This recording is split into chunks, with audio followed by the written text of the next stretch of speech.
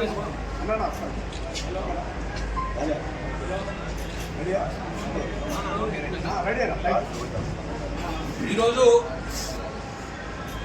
సభలో జరిగిన చర్చ ప్రకారం ప్రజలకున్న డౌట్స్ మేము ఒక ప్రతిపక్షంగా సభ దృష్టికి వెళ్ళాము.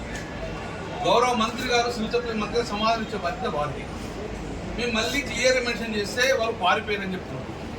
మేము క్లియర్గా మళ్ళీ కూడా మేము చెప్పడం జరుగుతుంది. మీరు టెండర్ పిలిచారు, ఎందుకోసం టెండర్ పిలిచారు? బియ్యం యాక్షన్ కోసం. బియ్యం యాక్షన్ కోసం టెండర్ పిలిచారు. ఫస్ట్ మేము 2023లో టెండర్ పెట్టాము. దేనికోసం పెట్టాము? ప్రతి సంవత్సరం ప్యాడీ వస్తూ ఉంటుంది.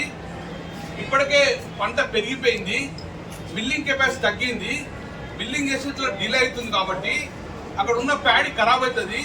ఆ ప్యాడీ వెళ్ళిపోతేనే కొత్త ప్యాడీ రాగలుగుతుంది. కాబట్టి ఈ ప్యాడీని ఇమ్మీడియట్గా బిల్లింగ్ అయ్యే అవకాశం లేదు.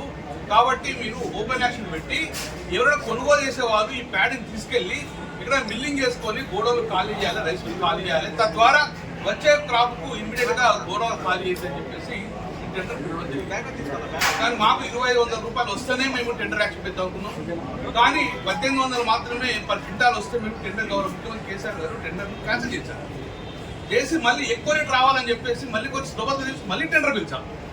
25 లక్షల మెట్రిక్ టన్ ధాన్యం కోసం. అప్పుడు 1 మెట్రిక్ టన్ ధాన్యం ఉండే, కానీ 20 లక్షల మెట్రిక్ ధాన్యాన్ని మేము టెండర్ పిలిచి సరిపోతాం. కానీ రెండోసారి టెండర్ పెట్టినప్పుడు ఇమ్మీడియట్గా ఈ కాంగ్రెస్ పార్టీ అప్పుడు ఎట్టి బస్సులో టెండర్ పోవద్దని చెప్పేసి ఎలక్షన్ కమిషన్ పై టెండర్ ఓపెన్ చేయకుండా అట్లా పెట్టారు. మళ్ళీ కొత్త గవర్నమెంట్ ఫామ్ అయింది. ఆ టెండర్ ఓపెన్ చేస్తే బాగుండు. 2500 వస్తుందా 2500 తెలియదు. కానీ ఎలాంటి సమాచారం లేకుండా టెండర్ను ఈ కాంగ్రెస్ గవర్నమెంట్ దాన్ని క్యాన్సిల్ చేసి మళ్ళీ 30 లక్షల టెండర్ 30 లక్షల మెట్రిక్ టన్ దానికి టెండర్ ఇచ్చారు.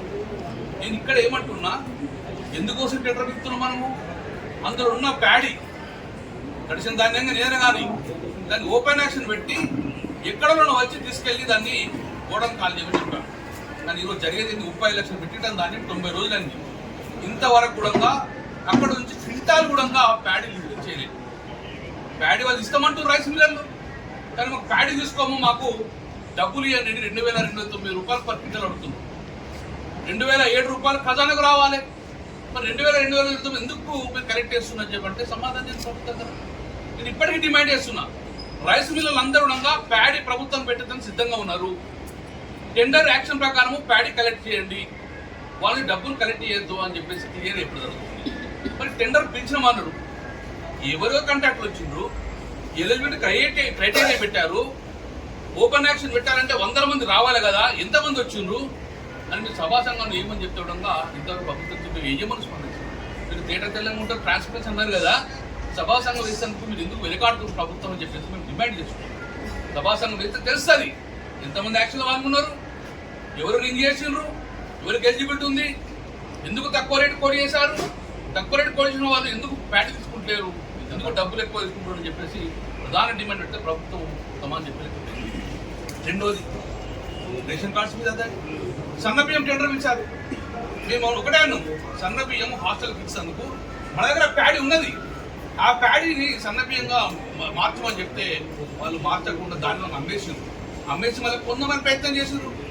మనము 22,000కి అమ్మేయడం ఎందుకు, ఆ మిల్లు పడితే 37 రూపాయలు అవుతుంది, దాన్ని 57 రూపాయలు కొనడం ఎందుకు అని మేము దాన్ని క్లియర్గా సేవ్ చేద్దామంటే దాని మీద టెండర్ బిల్లు.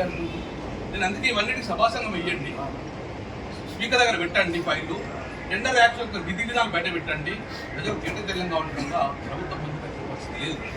అలాగే రేషన్ కార్డు అబద్ధం చెప్తున్నారు గౌరవ మంత్రి గారు. రేషన్ కార్డు ఇప్పటికి కూడా ఫుడ్ కార్పొరేషన్ ఆఫ్ ఇండియా వాళ్ళకి ఇచ్చేది 54 లక్షలకు మాత్రమే కోటా ఇస్తుంది. మిగతా 35 లక్షల కార్డు మూలంగా తెలంగాణ గవర్నమెంట్ పరిస్థితి. కానీ వారు ఒక్క రేషన్ కార్డు ఇవ్వాలని చెప్తున్నారు. ఆ రికార్డు చెప్పడం జరిగింది.